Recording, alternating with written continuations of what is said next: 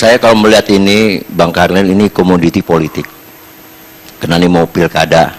Jadi dengan bermacam-macam cara ini, asal jangan Ahok. Termasuk pemanggilan oleh KPK hari ini. Oh, itu memang kita inginkan. Kalau nggak salah datang aja, silahkan.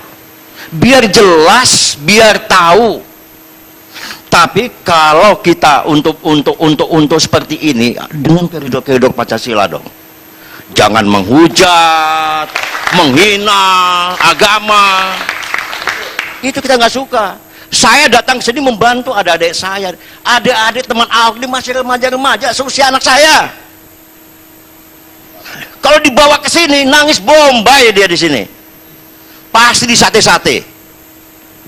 Ya, kalau kita bicara masalah tentang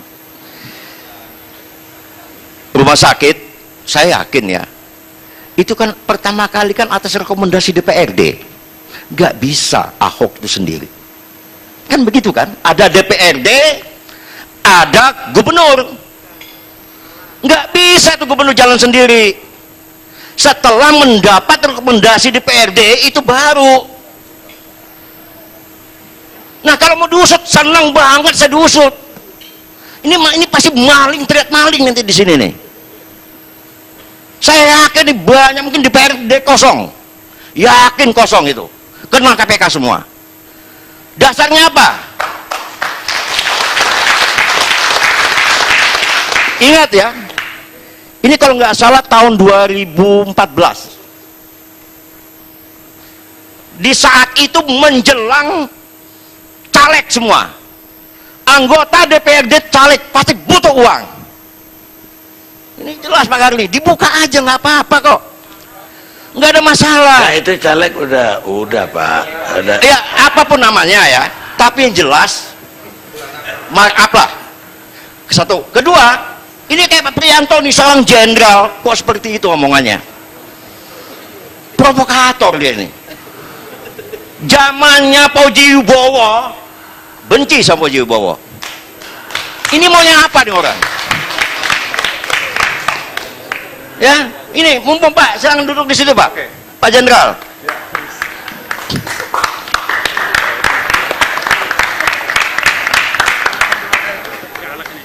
Ya, jadi Pak Jenderal ini kemana-mana tuh kayaknya paling hebat. Kalau ngomong mau menang sendiri.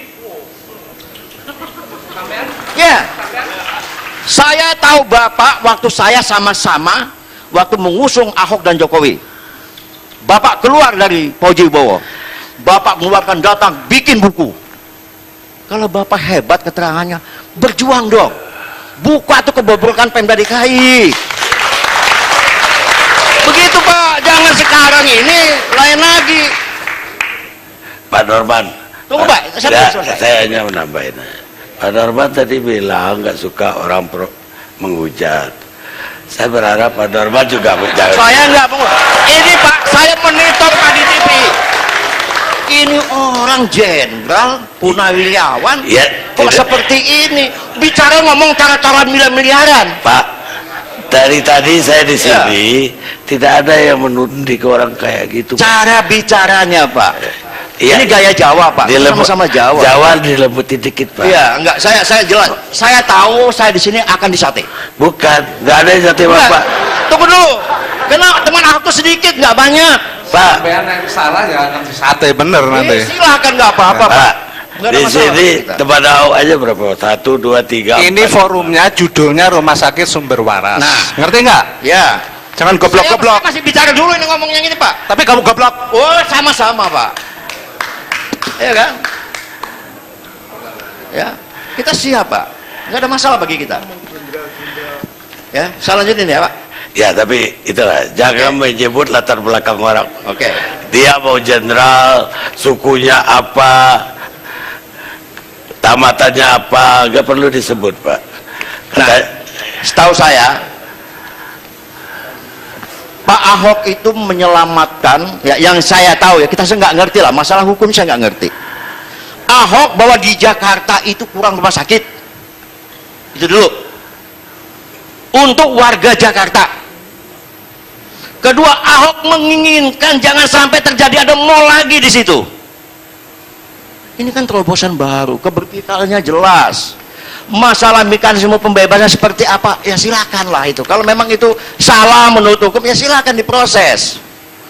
Ya, tadi saya datang ke sini ada isu, wah Ahok pingsan. Udah macam-macam Pak, udah macam-macam. Ahok pingsan, Ahok mabok, ada lagi seperti itu.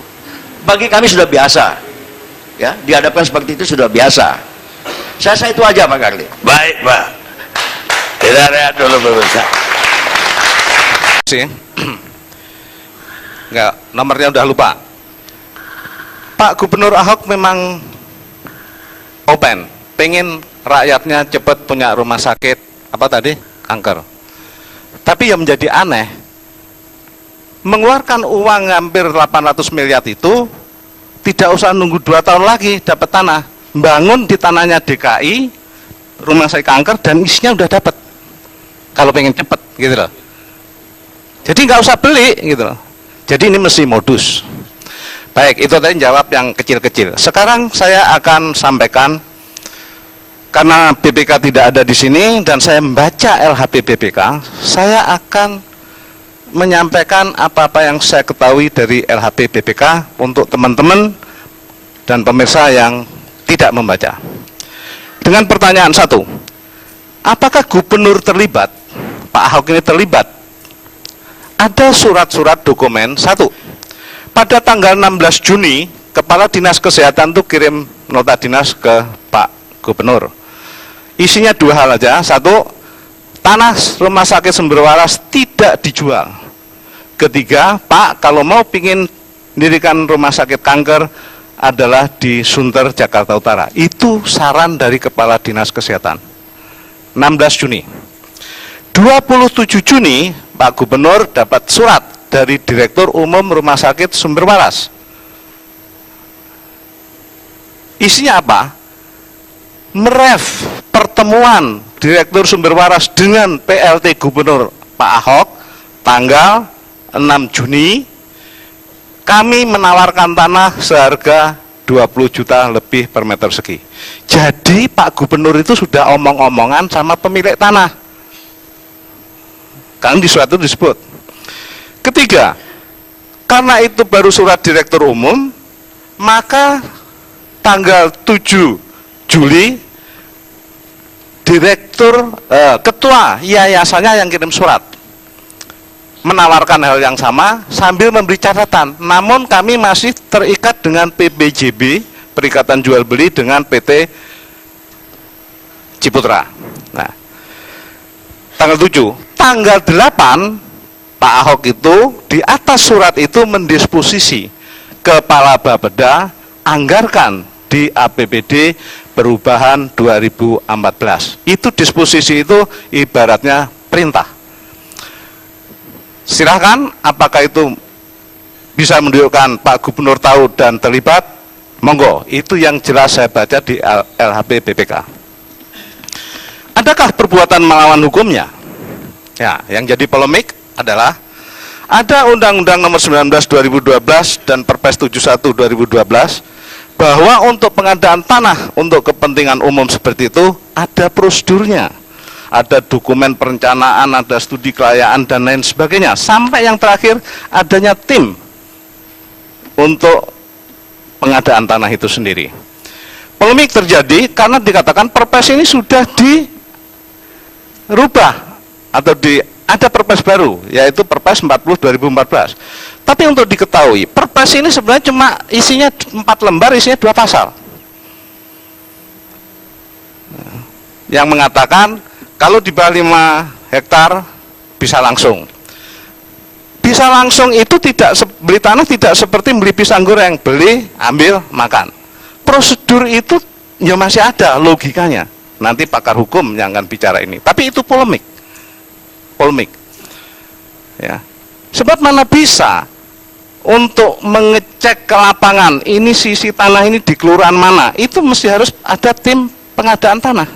Nggak bisa, nggak ada. Artinya apa yang tercantum di Perpres 71 2012 ini pun sesungguhnya tidak dianulir atau dihapus semuanya karena banyak pasal. Adakah aturan lain yang dilanggar? Ada, yaitu Peraturan Mendagri nomor 13 2006. Bahwasanya tadi udah panjang lebar, pembelian tanah ini tidak patut untuk dimasukkan di RAPBD perubahan karena tidak memenuhi syarat sebagaimana diatur dalam peraturan Mendagri. Kalau sudah seperti itu, apakah kita akan bilang tidak ada melanggar hukum? Silakan. Ya. Adakah pelanggaran yang tidak lazim? Ada. Satu. Tadi udah mencuat.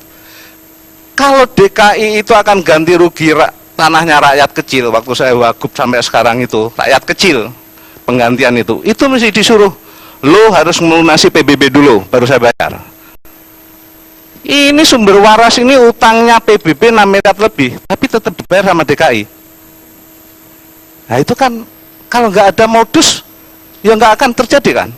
Nah, ada lagi di atas tanah. Nah ini untuk tadi saya sudah bilang Pak Parmin, tanah itu jangan kanan kiri muka belakang. Kita bedakan aja dengan SHM surat hak milik sama HGB. SHM ini hak milik ini yang menjadi sengketa Yayasan Chandranaya. Yang dibeli DKI itu HGB yang 3 tahun lagi sudah habis masa lakunya.